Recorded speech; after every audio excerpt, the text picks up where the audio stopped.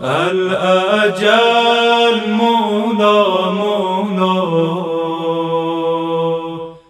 بسم الله الرحمن الرحيم. الحمد لله الذي علا في توحده ودنا في تفرده وجلى في شانه وعموا بسلطانه وقهر جميع الخلق بقدرته وبرهانه. ثم الصلاة والسلام على أشرف الأنبياء والمرسلين حبیب الہ العالمین مولا و مولا الثقلین جد الحسن والحسین مولانا ابی القاسم محمد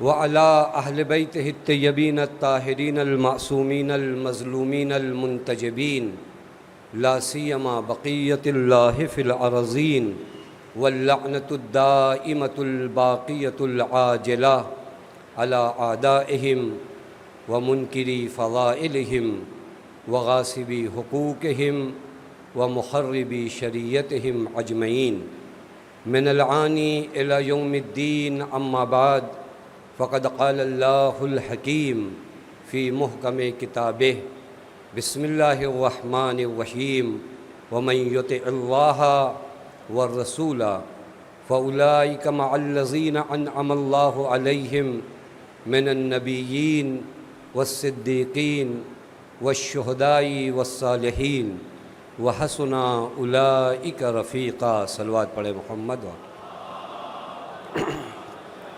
محمد.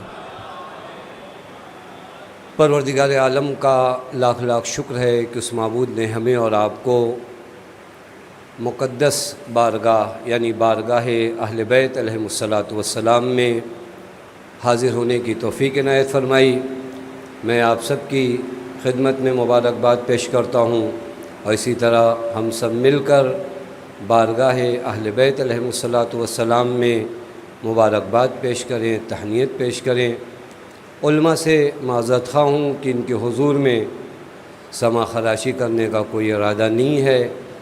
بس یہ لوگ اتنی دیر ثواب کے لیے بیٹھے رہے. مخاطب در حقیقت یہ مجمع ہے جن سے مخاطب ہونا ہے. میں آپ کی خدمت میں عرض کروں کہ بہت اہم جشن ہے. اس بابت بہت باتیں ہو سکتی ہیں، لیکن 3 لفظ جو ہمارے ہاں خوب استعمال ہوتے ہیں، ایک ہے لفظ منتظر، ایک ہے لفظ انتظار اور ایک ہے لفظ منتظر. شاید اگر ان 3 الفاظ پر ہم آج کی اس تقریر کا محور اور مدار باقی رکھیں تو بھی وقت ناکافی ہے کہ منتظر، انتظار اور منتظر ترتیب جان بوجھ کے تھوڑا سے بدلی ہے، چونکہ منتظر پہلے وہ ذات جس کا ہم انتظار کر رہے ہیں وہ ذات واضح اور روشن ہو جائے کہ وہ ذات کون ہے، اس ذات کی عظمت اور مقام اور منزلت کیا ہے. ذات حضرت حجت عجل اللہ تعالی فرجہ الشریف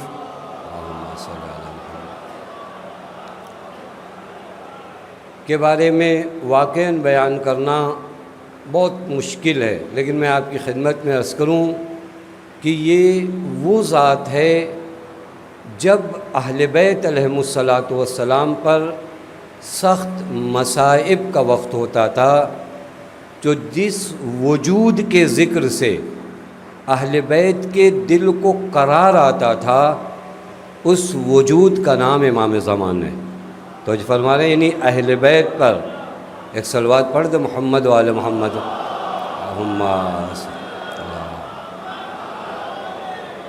قرار و اطمینان اہل بیت علیہم الصلاۃ والسلام کا نام وجود امام زمان ہے. آپ تاریخ کو کبھی اس عنوان سے دیکھیے کہ جب جب سخت وقت آیا ہے، جب تک مصائب کی انتہا ہوئی ہے. میں آپ کی خدمت میں عرض کروں صدیقہ طاہرہ کے لیے وہ وقت بہت سخت تھا جب بابا اس دنیا سے جا رہے ہیں، جب پیغمبر بیمار و مریض ہیں، اس وقت بی بی سلام اللہ علیہ گریہ فرما رہی ہیں، تو قرار صدیقہ طاہرہ سلام اللہ علیہ کے لیے جو کلمات اور جو جملات پیغمبر اکرم نے بیان فرمائے وہ کیا تھا؟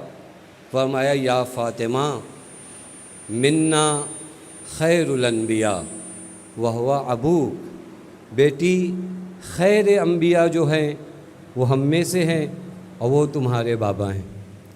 وَمِنَّا خَيْرُ الْأَوْصِيَا وَهُوَ بَعْلُكَ، اور جو خیر اوصیاء ہیں وہ آپ کے شوہر ہیں۔ وَمِنَّا مَن لَهُ جِنَاحَانِ يَطِيرُ بِهِمَا فِي الْجَنَّةِ حَيْثُ شَاءَ وَهُوَ جعفر ابن عمک، اور بیٹی وہ ذات جس کو کل جنت میں 2 پر عطا ہوں گے۔ یہ پر بھی عموماً روایت نہ سمجھنے کا سلیقہ تصویروں میں بھی دکھائی دیتا ہے کہ ہم پر بھی ویسے ہی بناتے ہیں۔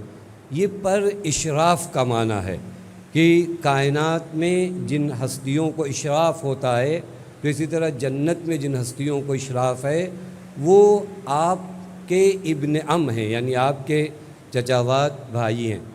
پھر اس کے بعد فرمایا وَمِنَّا سِبْتَ هَٰذِهِ الْأُمَّةِ، اور جو امت کے 2 نواسے یعنی حسن و حسین وہما ابناک، وہ آپ کے بیٹے ہیں۔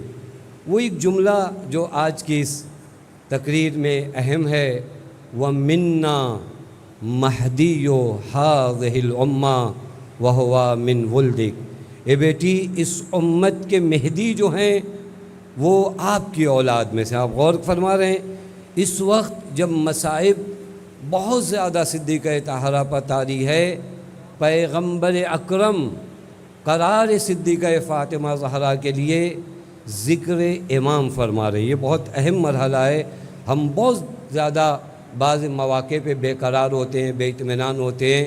یہ ایک نسخہ ہے کہ صدیقہ طاہرہ کے اطمینان کے لیے پیغمبر اکرم نے ذکر امام فرمایا۔ لہٰذا ذات منتظر پہ اگر گفتگو کی جائے کہ ان کے فضائل اور ان کے کمالات اور ان کی ہستی کون ہے، تو واقعاً آپ بعض موارد میں فقط آ کر غور کریے۔ مثلاً آپ میں سے، اب علماء سے تو میں معذرت خواہ پہلے ہو چکا ہوں، میں عام لوگوں سے فقط عرض یہ کر رہا ہوں کہ آپ غور کریں، بعض مواقع پہ جب دشمن اپنا سب کچھ خرچ کر دے آپ کو ذلیل کرنے کے لیے، اس وقت آپ اپنی سب کچھ دولت نکال لیتے ہیں اپنے آپ کو عزیز ثابت کرنے کے لیے۔ آپ جانتے ہیں شام کے دربار میں دشمن کے پاس جو کچھ تھا، دشمن نے اہل بیت کو رسوا اور ذلیل کرنے کے لیے ساری دولت سامنے لا کر رکھ دیا۔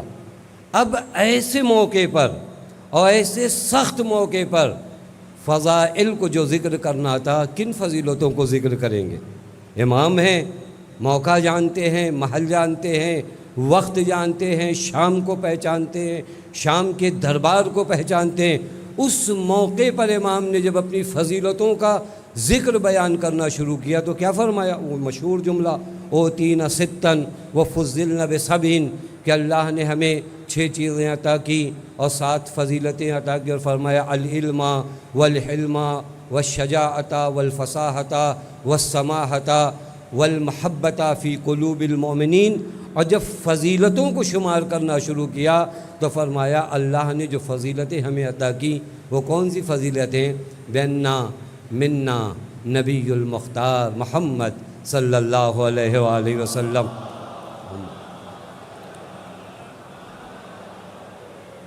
کہ اللہ نے نبی محمد کو ہم میں سے قرار دیا، ومن الصدیق علی مرتضیٰ کو ہم میں سے قرار دیا، ومن الطیار جعفر طیار کو اللہ تعالیٰ نے ہم میں سے۔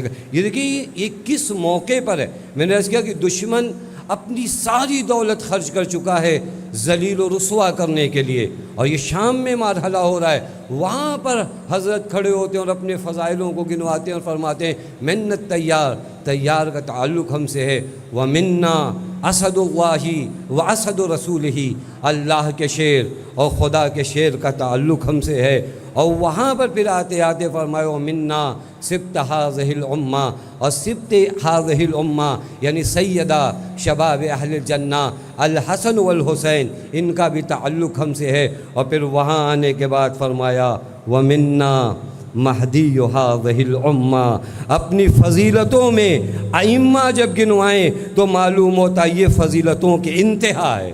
فرمایا تعلق مہدی کا ہم سے ہے۔ بس آپ اگر منتظر کی بات پوری رات کریں تو خدا کی قسم کم پڑ جائے گی کہ ذات کس قدر عظیم المرتبہ ہے۔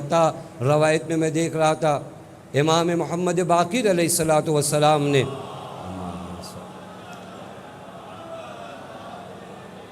اس روایت کو حارث ابن اعور سے حضرت نے فرمایا تمہیں پتہ ہے ایک شخص آتا ہے امام حسین سے پوچھتا ہے مولا ان آیات کو بیان فرمائیں، بسم اللہ الرحمن الرحیم والشمس وضحاہا، مولا اس آیت کا معنی کیا، اخبرنی، مجھے بتائیے کہ اس آیت کا معنی کیا ہے۔ حضرت نے فرمایا ذالک محمد رسول اللہ صلی اللہ علیہ وآلہ وسلم۔ یہ جو اس آیت کریمہ میں کم سے کم صلوات تیز پڑھی ہے آج، اللہم صلی حضرت نے فرمایا ذالک محمد، یہ محمد رسول اللہ صلی اللہ علیہ وآلہ وسلم جن کے بارے میں قرآن کہہ رہا ہے والشمس وضحاہا۔ فرمایا مولا والقمر، اس سے مراد کیا ہے؟ فرمایا ذالک امیر المومنین علی بن ابی طالب یتلو محمد اما صلی، اس سے مراد امیر کائنات، اس سے مراد امیر کائنات ہیں۔ اللہم صلی علی محمد، اس سے مراد حضرت امیر ہے۔ وہ جملہ جو میں آپ کی خدمت میں وہاں فرمایا والنہار اواج اللہ، مولا اس سے مراد کیا معلوم ہے؟ حضرت نے کیا فرمایا؟ ذالک القائم من آل محمد صلی اللہ علیہ وآلہ وسلم،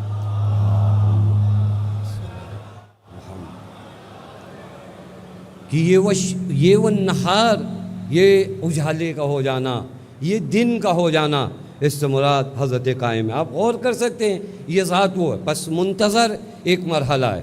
اب آ جائیے اس انتظار کے مرحلے میں کہ جس کا ہم انتظار کریں۔ میں اور آپ کیا ہوتے ہیں انتظار کرنے والے؟ ابتدائے عالم سے پورا عالم اس ذات کا انتظار کر رہا ہے، پورا عالم اس ذات کا انتظار کر رہا ہے۔ اور اگر کوئی انتظار نہیں کر رہا ہے تو پھر وہ سانس لے رہا ہے، اسے قرآن کی زبان میں زندہ نہیں کہا جائے گا۔ وہ مردہ ہے جس کا کوئی تعلق انسانوں سے اور زندوں سے نہیں ہے۔ انتظار یعنی زندگی۔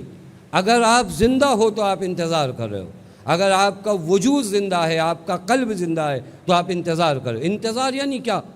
انتظار کا معنی آپ روایات میں آ کر دیکھیں، افضل العبادہ سے تعبیر کیا گیا، افضل العبادہ سے۔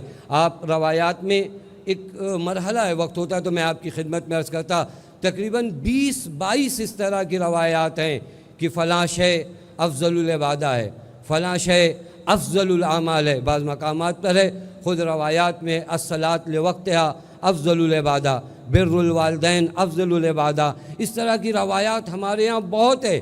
لیکن انہی میں سے ایک روایت یہ کہ انتظار الفرج، حضرت کا انتظار، یہ افضل العبادہ ہے۔ میں آپ کی خدمت میں فقط بچوں کے لیے عرض کروں، ایک چیز افضل عبادت یا افضل اعمال میں کب شمار ہوتی ہے؟ کیوں کسی کو افضل عبادت کہا جائے؟ کیوں کسی کو افضل اعمال کہا جائے؟ یوں ہی تو کوئی شے افضل عبادت نہیں ہوتی، یوں ہی تو کوئی شے افضل اعمال نہیں ہوتا۔ افضل عبادت ہونے کے لیے، افضل اعمال ہونے کے لیے اس عمل اور اس عبادت کے اثر کو دیکھا جاتا ہے کہ اس عبادت کی تاثیر کیا ہے، اس عمل کی تاثیر کیا ہے عالم بشریت پر یا عالم انسانیت پر۔ جس عمل کی تاثیر زیادہ ہے، جس عمل کا اثر زیادہ ہے، وہ عبادت افضل عبادت ہے۔ اب مرحلے کو سمجھیے گا، اگر فرمایا انتظار افضل عبادت ہے، تو اس کا مطلب یہ کہ یہ انتظار میری زندگی میں افضل تاثیر لے کر آتا ہے۔ سب سے زیادہ اثر انداز جو میری زندگی کو کرے گا یہ انتظار کرے گا۔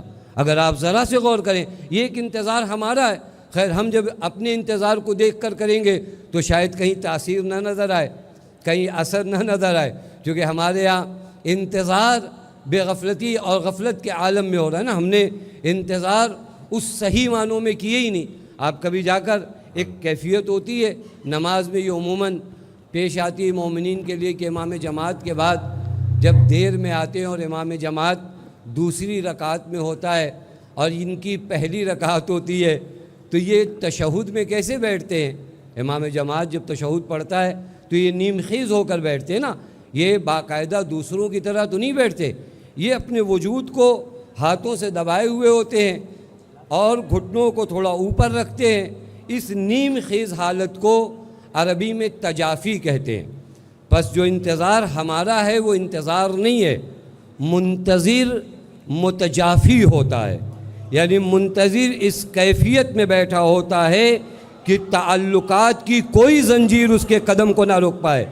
ایک مرتبہ امام جماعت کہے بحول اللہ تو اس نے پہلے سے اپنے آپ کو تیار رکھا ہے، اٹھ کھڑا ہوتا ہے۔ منتظر اسی متجافی کو کہتے ہیں کہ کائنات کی کسی زنجیر نے اس کے پیروں کو روک نہیں رکھا ہے، اس کے کان اسی آواز پر ہیں کہ ایک آواز آ جائے انا بقیت اللہ، تو کوئی زنجیر اس کے پیروں میں نہیں ہے، یہ دوڑتا ہوا حضرت کی طرف جاتا ہے۔ یہ وہ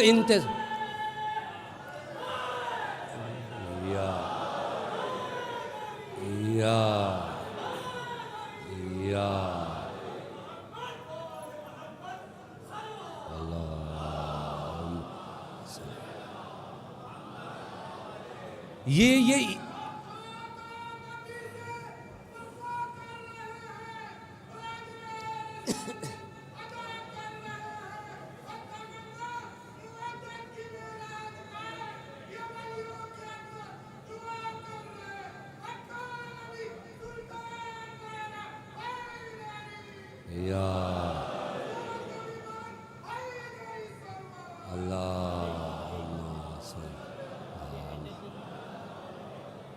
اب اگر یہ انتظار عبادت ہے تو خوب، یہ تو اثر انداز ہے، پھر میں تو آرام سے نہیں بیٹھا ہوں، لیکن میرے رہنے کے انداز سے تو نہیں پتہ چلتا میں تجافی کی حالت میں ہوں، میں متجافی ہوں، میرے قدموں میں پتہ نہیں کتنی زنجیریں ہیں۔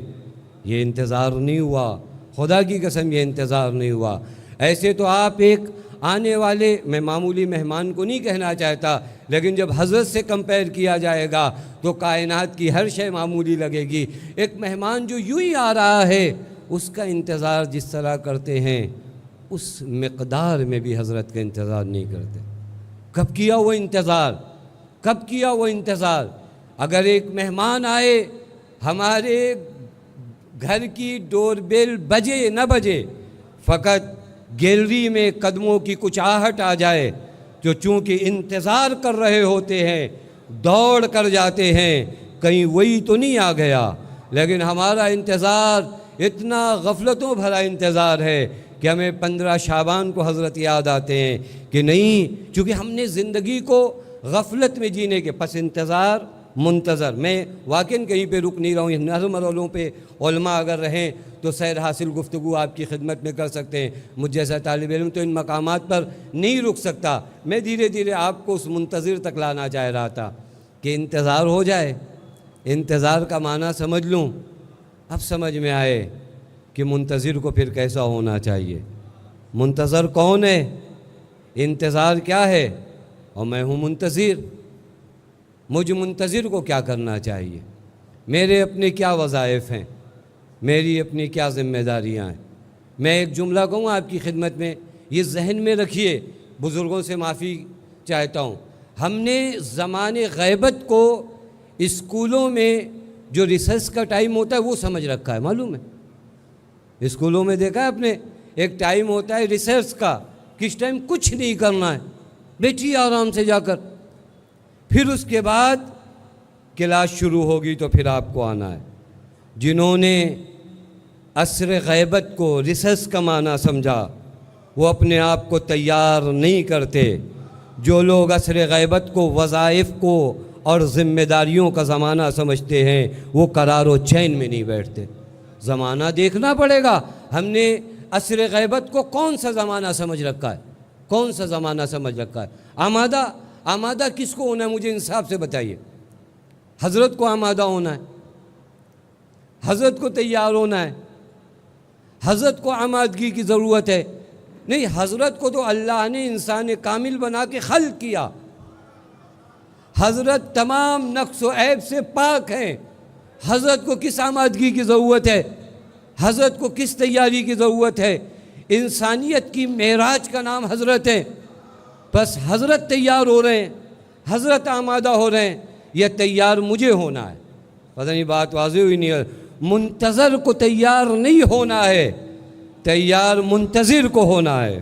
توجہ فرما رہے، منتظر تو انسان کامل ہے، منتظر تو خلق، جب وہ آپ روایات اٹھا کر دیکھیے، یہ منتظر وہ ہے جس کی نسبت تمام انبیاء و ائمہ نے تواضع کیا ہے۔ میں ان جملوں کو روایات کی دنیا میں نہیں جانا چاہتا کہ اس کی بارگاہ میں تواضع کیا۔ حتیٰ شب معراج کی جو روایت ملتی ہے کہ حضرت حجت کو ائمہ کے درمیان میں رکھا گیا۔ معنی کریے واقعاً کس عالم میں نبیو، علیو، امام حسنو، امام حسین علیہم الصلاۃ والسلام کا وجود ہے، اور ان ذوات میں جس ذات کو مرکزیت حاصل ہے وہ آپ کا منتظر ہے۔ بس انہیں کون سی تیاری کی ضرورت ہے؟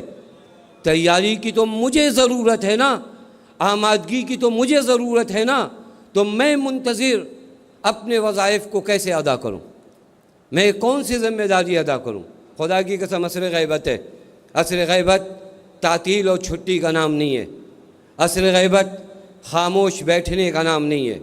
عصر غیبت میں ایک کام کیجئے، عصر غیبت میں جتنا ہو سکے خود کو پامال کرو تاکہ تمہیں تمہارے دل میں امام نظر آئے۔ پتہ نہیں بات واضح نہیں ہے؟ امام کا دیدار کرنے کے لیے خود کو کتنا پامال کیا ہے آپ نے؟ مجھے ابھی جب تک، یہ جملہ یاد رکھیے گا، جب تک مجھے کائنات میں میری تصویر نظر آئے تب تک میں منتظر نہیں ہوں۔ جب مجھے اپنا کچھ نظر نہ آئے، فقط وہ نظر آئے تو میں منتظر ہوں۔ مجھے تو ابھی بہت کچھ نظر آتا ہے، میرا نام مجھے نظر آتا ہے، میرا منصب مجھے نظر آتا ہے، میرا مقام مجھے نظر آتا ہے، میں ان چیزوں کو پامال کرنے کے لیے تیار ہوں نہیں ہوں۔ آپ شہدائے کربلا کے سلسلے میں ایک سلام پڑھتے ہیں، وَعَلَى الْأَرْوَاحِ الَّتِي حَلَّتْ بِفِنَائِكَ، اس کا معنی کیا جائے اس ذوات نے کیا کیا تھا معلوم ہے؟ فنا کا ترجمہ ہمارے ہاں اردو میں سچ میں فنا کا کرتے ہیں۔ آپ اگر غور کریے یہ فنا کیا مرحلہ ہے معلوم ہے؟ یہ دیہات کے رہنے والے شاید اچھے سے سمجھے کہ جب یہاں تو بامبے میں ایسا گھر نہیں ہوتا کہ سامنے دروازہ ہو، ہمارے یہاں دیہاتوں میں گھر ہوتا ہے، گھر کے سامنے دروازہ ہوتا ہے، اور جتنے بھی ایکسٹرا مال ہوتے ہیں انہیں وہیں اتارا جاتا ہے، وہیں پہ رکھ دیا جاتا ہے، پھر وہ سامان رکھ کے گھر میں داخل ہوا جاتا ہے۔ مطلب سمجھیں، وَعَلَى الْأَرْوَاحِ الَّتِي حَلَّتْ بِفِنَائِكَ، ان روحوں پر سلام جنہوں نے فنائے حسین پر آ کر اپنا نام رکھ دیا، اپنا منصب رکھ دیا، اپنا خاندان رکھ دیا، اور جب بارگاہ حسین میں آئے تو نہ حبیب اپنا نام لے کر آئے، نہ زہیر اپنی خاندان لے کر آئے، کچھ نہیں، فقط بارگاہ حسین میں اپنے امام کے سامنے آئے۔ یہ انتظار کا معنی ہے۔ یہ ہوا میرے وجود میں نے تیار کیا، میرے پاس تو اپنا نام بہت بڑا ہے، میری شہرت بہت بڑی ہے، میرا مقام بہت بڑا ہے، میں انتظار بھی کر رہا ہوں۔ ہمارے ہاں بعض جگہوں پہ مثالیں دیتے ہیں، میں بچوں کے لیے واقعاً میں علماء سے بہت معذرت خواہ ہوں، ان کے حضور میں فقط اپنا درس جو ان سے سیکھا ہے میں واپس دے رہا ہوں، لیکن بزرگوں کی خدمت میں جب پامال کرنے کا طریقہ کیا معلوم ہے؟ ایک جگہ بڑا مشہور تھا، ایک صاحب گھوڑے پہ سوار ہو کر جا رہے تھے، ان کا گھوڑا ایک جگہ رک گیا، پانی زیادہ نہیں تھا، ایک بالش پانی تھا۔ ان کو بہت تعجب ہوا کہ یہ گھوڑا آگے کیوں نہیں بڑھ رہا ہے، ایک بالش پانی ہے۔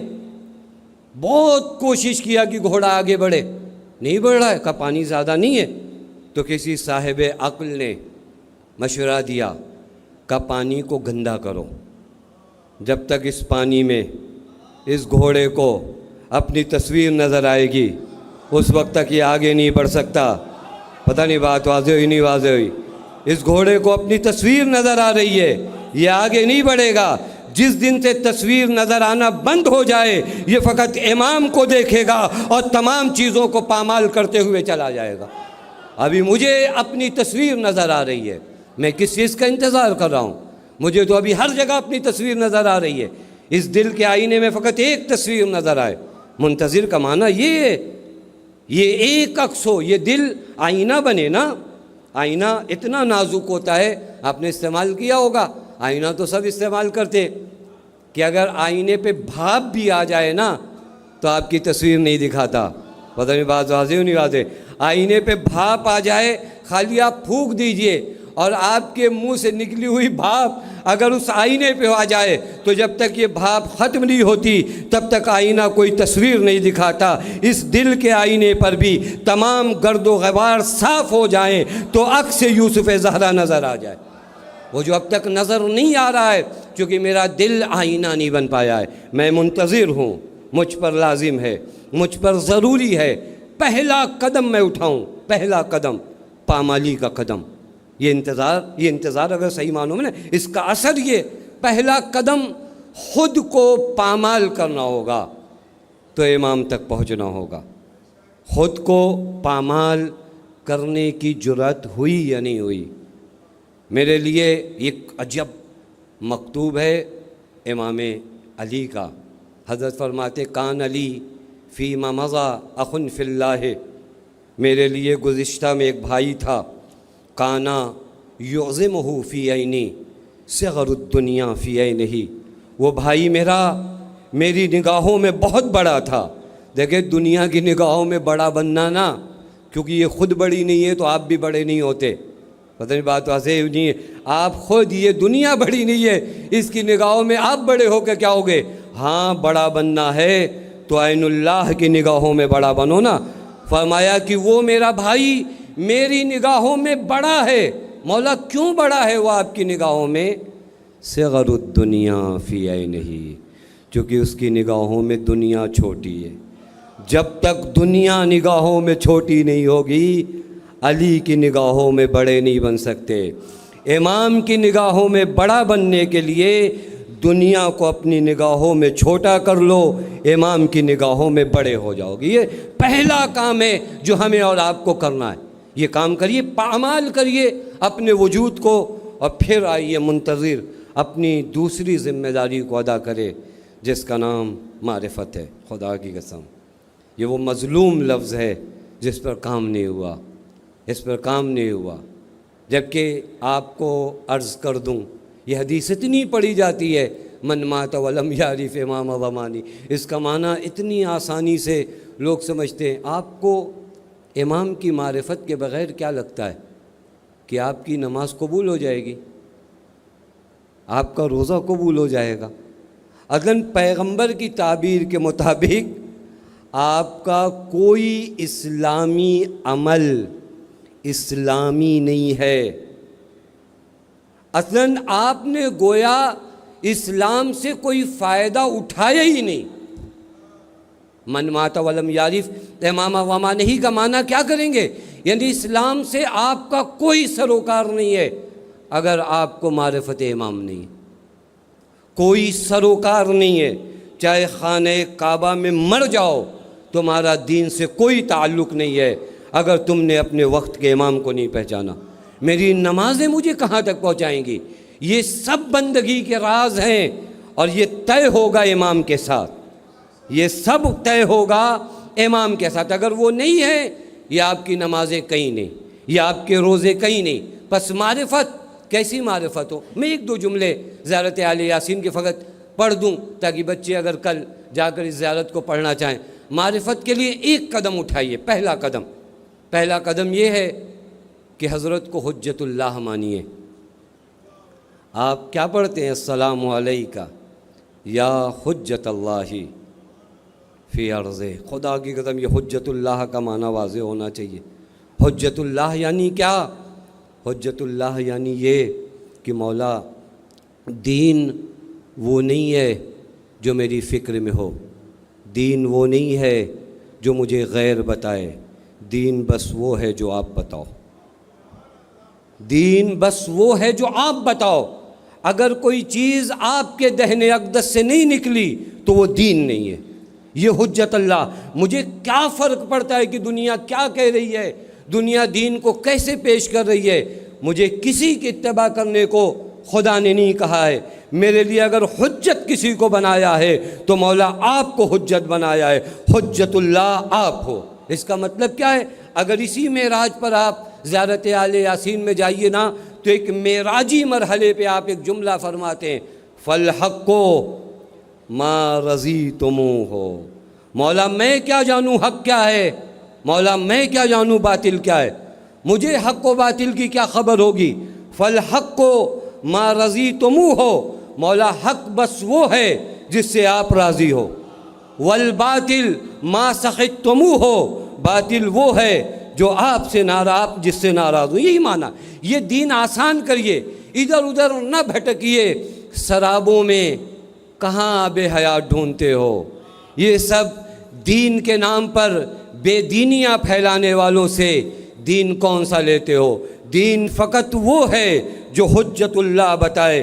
مولا دین بس وہ ہے جس سے آپ راضی ہو، حق وہ ہے۔ میں حق کو نہیں جانتا، میں حق کو نہیں پہچانتا، میں باطل کو نہیں جانتا، میں باطل کو نہیں پہچانتا، میں تو بس آپ کو دیکھتا ہوں۔ اگر آپ کے نزدیک معتبر ہے اور مورد قبول ہے تو وہ حق ہے، جو آپ کو قبول نہیں ہے وہ باطل ہے۔ یہ معرفت اگر پیدا ہو جائے نا تو پھر جنگ صفین میں قرآن دیکھ کر لشکر بھاگتا نہیں ہے۔ پتہ نہیں بات واضح؟ یہ معرفت آپ کو کیا لگتا ہے قرآن ایک مرتبہ نو کے نیزہ پہ آیا ہے؟ قرآن تو آئے گا، ان مقدس چیزوں کو لایا جائے گا۔ یہ نوجوان بچے سنیں، ان مقدس چیزوں کو لایا جائے گا۔ تمہیں امام کی نصرت نہ کرنے کے لیے جن کا تمہارے دل میں بڑا احترام ہوگا، لیکن تم دین سمجھ لینا کہ ہر وہ چیز جو تمہیں امام سے روک دے وہ کتنی بھی مقدس ہو، وہ خدا کا آلہ نہیں ہوتا، وہ شیطان کا آلہ کار ہوتا ہے۔ یہ معرفت آنی چاہیے، نہ یہ کہ میں قرآن دیکھ کر، ارے روح قرآن اگر علی ہو تو وہاں پر یہ مطلب وہی ہے کہ جب آپ نے زیارت آل یاسین میں جملہ 1000 مرتبہ دہرایا تو پھر آپ نہیں گھبرانے والے، آپ نہیں ڈرنے والے۔ کون کس لباس میں آیا ہے، کس کے چہرے پہ کتنا نور ہے، کس کے ہاتھوں میں کتنی تسبیح ہے، کون کہاں سے ہو کر آیا ہے، ارے انہوں نے اتنے حج کیے ہیں، انہوں نے یہ قرآن پڑھا ہے، انہوں نے وہ پڑھا ہے، کون کیا پڑھتا ہے، مجھے کیا پرواہ ہے؟ اگر میرے امام کے مقابلے میں آیا ہے تو یہ باطل ہے، اور اگر میرے امام کے ساتھ آیا ہے تو یہ حق ہے۔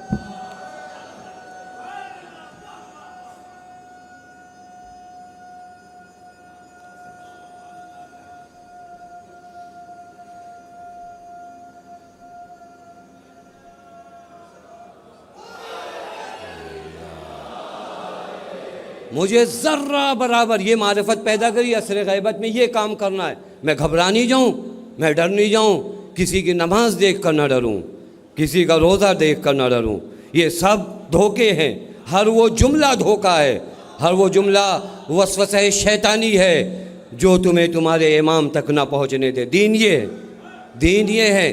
آپ حسین کے ساتھ ہو تو بیابان میں رہ کے عرش خدا کی زیارت کر رہے ہو، اور حسین کے ساتھ نہیں ہو تو خانہ کعبہ میں رہ کے جہنم کے آخری مرحلے پہ۔ یہ دین ہے، یہ دین ہے۔ اس دین کو سمجھیے۔ فرق کیا پڑتا ہے مجھے کون کہاں پر ہے، امام کے ساتھ ہے یا نہیں ہے؟ پس معرفت ایسی ہونی چاہیے، ذرہ برابر ڈاؤٹ نہیں، ذرہ برابر شک نہیں، میں ادھر ادھر کیوں جاؤں۔ یہ معرفت کا پہلا مرحلہ۔ حجت اللہ کا معنی سمجھیے، پھر اس کے بعد آپ اسی زیارت میں پڑھتے ہیں السلام علیکہ یا عین اللہ۔ خدا کی قسم یہ جملہ بھی بہت بڑا ہے، یا عین اللہ۔ وقت ہوتا تو میں آپ کی سما خراشی کرتا کہ یا عین اللہ کیا ہے معلوم ہے؟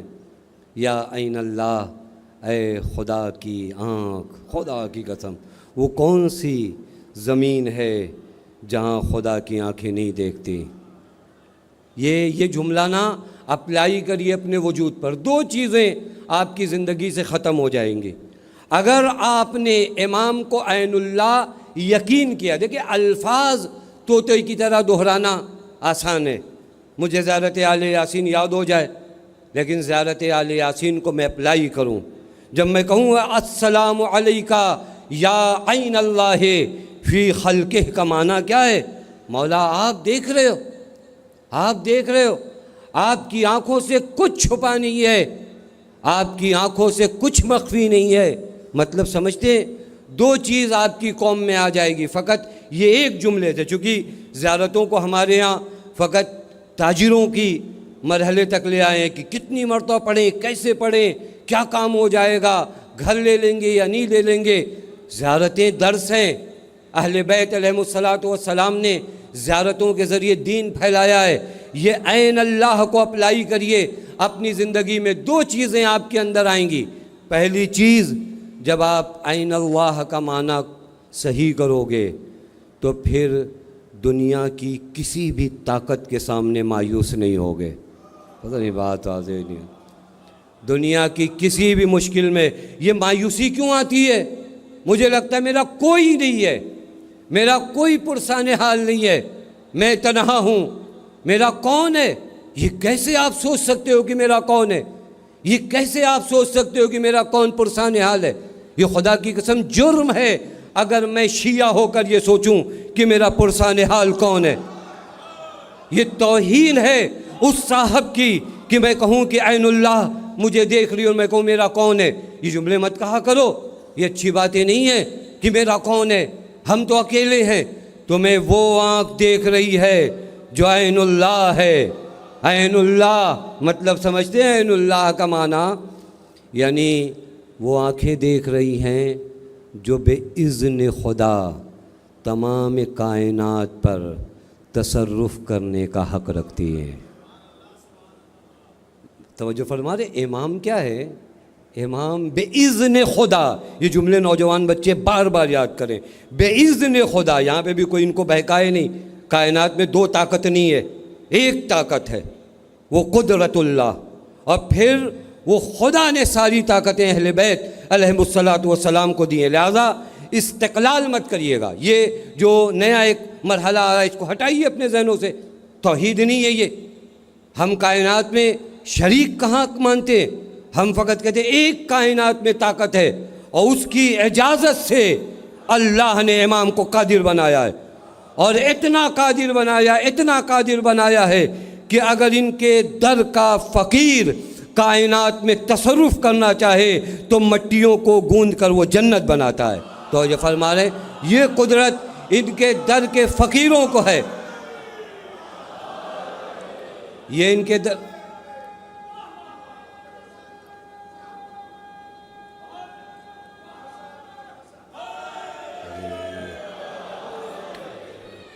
یہ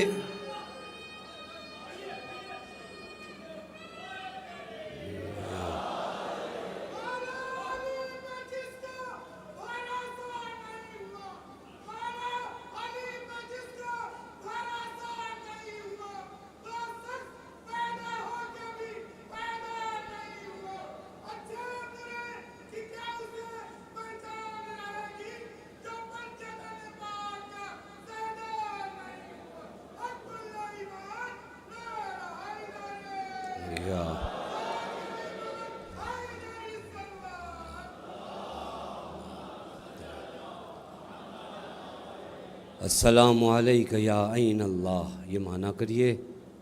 کیوں دو چار ناکامیوں کی وجہ سے مایوس ہوتے ہو؟ بچوں، نوجوانوں، دوستوں، ایک دو امتحان میں ناکام ہو گئے تو کیوں بھول جاتے ہو کہ وہ آنکھیں تمہیں دیکھ رہی ہیں جو تمہاری ماں سے زیادہ تم سے محبت کرتی ہے. میری ماں بہت کچھ دیکھتی ہے لیکن ہو سکتا ہے اس کی قدرت میں سب کچھ نہیں ہو، لیکن عین اللہ جو مجھے دیکھ رہا ہے اس کی قدرت میں سب کچھ ہے. میں کیوں گھبراؤں؟ میں کیوں کہوں کہ میرا کوئی پرسان حال نہیں ہے؟ میں کیوں کہوں کہ میں تنہا ہوں؟ یہ پہلا یہ اپلائی کریے نا تو معنی سمجھ میں آتا ہے. پھر نہیں گھبرائیں گے، پھر یاس نہیں آئے گی. اور دوسرا اثر جو ہوگا معلوم ہے کیا ہوگا؟ پھر جسارت نہیں آئے گی. دونوں ہے. یاس نہیں آئے گی، جسور نہیں بنو گے۔ جسور یہ بہت بڑی بیماری ہے نا۔ ارے کون دیکھ رہا ہے؟ سب سے محترم آنکھ تمہیں دیکھ رہی ہے، جس کے صدقے میں تم شفاعت پاؤ گے وہ آنکھیں تم کو دیکھ رہی ہیں، جن کے صدقے میں تم رزق پاتے ہو وہ آنکھیں تمہیں دیکھ رہی ہیں، جن کے صدقے میں تم جی رہے ہو وہ آنکھیں تمہیں دیکھ رہی ہیں۔ اس سے بھی محترم آنکھ کوئی چاہیے؟ بس عین اللہ کہنے کا مطلب یہ ہے، ثبات قدمی یعنی پھر مایوس نہیں ہونے والے، عین اللہ کہنے کا مطلب یہ ہے پھر جسور نہیں ہونے والے۔ مرحلہ سمجھیں، یہ وہ جملات ہیں جو ہم آئیں اور اس مقام پر مانا کریں۔ میں نے فقط ایک درس آپ کی خدمت میں عرض کیا جو میں نے بزرگوں سے حاصل کیا، اس پر ایک دنیا ہے جو آ کر زیارت آل یاسین پہ گفتگو کرے اور جب اپلائی کرے۔ دیکھیں آپ کا معاشرہ منتظر بنتا ہے یا نہیں بنتا؟ آپ کے معاشرے میں وہ انتظار آتا ہے یا نہیں آتا ہے؟ آخری بات عرض کروں، انتظار کو اضطراب میں بدلو، انتظار کو اضطراب میں بدلو۔ اضطراب نہیں آیا شاید جو حضرت نہیں آئے، پتہ نہیں میں نے بات بڑی کہی ہے دوستوں کے لیے۔ انتظار اضطراب میں بدلیے نا، مضطرب ہوئیے۔ ہم مضطرب نہیں ہیں، اور اگر مضطرب ہو جاؤ تو ممکن ہی نہیں ہے کہ خدا تمہارے درد کی دوا نہ کرے۔ بیمار درد کا احساس تو کرے۔ میں نے درد فرقت کا احساس نہیں کیا، میں مضطرب نہیں ہوا، میں بے چین نہیں ہوا۔ آپ نے دیکھا ہے کسی کے دانت میں اگر درد ہونا پورا محلہ اٹھا دیتا ہے، پورا محلہ اٹھا دیتا ہے۔ وہ اس کو چین نہیں ہے، اس کو نیند نہیں ہے، وہ سوتا نہیں ہے، اس کے گھر والے عام زندگی نہیں گزارتے۔ کیوں؟ کیونکہ مضطرب ہے۔ اور اب جب وہ اضطراب دکھاتا ہے تو مخلوق خدا اس اضطراب کو دیکھ نہیں پاتی، اسے ڈاکٹر کے پاس لے جاتی۔ مطلب سمجھیں، اگر آپ مضطرب ہو جاؤ تو مخلوق برداشت نہیں کر پاتے، تو ایک مرتبہ حضرت کے لیے مضطرب ہو جاؤ تو وہ رحیم خدا حضرت کو آپ کے سامنے بھیج دے گا اور آپ حضرت کے چہرے انور کی زیارت کر سکو گے۔ آخر میں بس ایک جملہ کہوں، اپنے جذبے کو لبیک یا حسین سے شروع کرو اور اس جذبے پر لبیک یا مہدی کہہ کے باقی رکھو۔ والسلام علیکم ورحمۃ اللہ وبرکاتہ۔ اللهم صل على محمد وآل محمد وعجل فرجهم